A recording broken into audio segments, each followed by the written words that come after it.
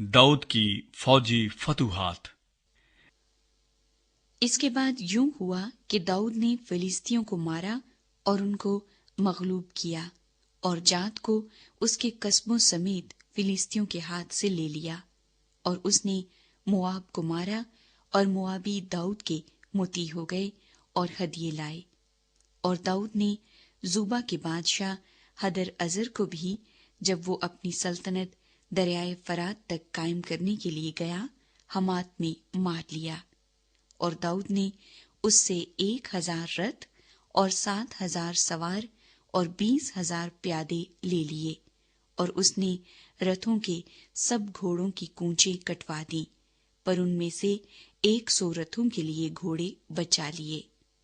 और जब दमिश्क के अरामी जूबा के बादशाह हदर अजर की मदद करने को आए, तो दाऊद ने अरामियों में से 22,000 आदमी कत्ल किए। तब दाऊद ने दमिश्क के आराम में सिपाहियों की चौकियां बिठाई और अरामी दाऊद के मुती हो गए और हदिये लाए। और जहां कहीं दाऊद जाता, खुदावंद उसे फतह बख्शता था। और दाऊद हदरअजर के नौकरों की सोने की ढालें लेकर उनको यरूशलेम में लाया।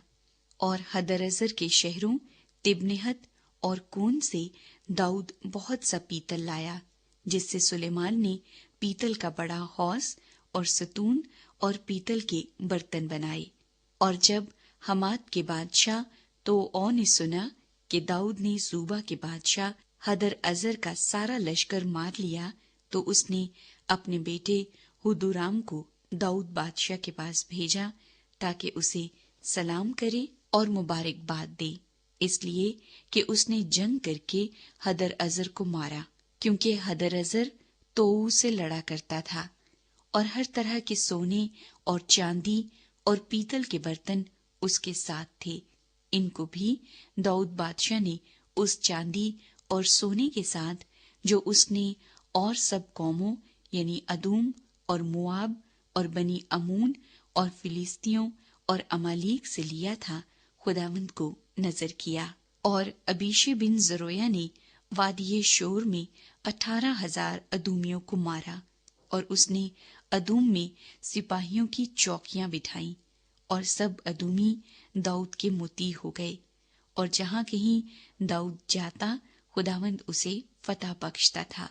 सो दाऊद सारे इस्राएल पर सल्तनत करने लगा और अपनी सारी रैयत के साथ अदल व इंसाफ करता था।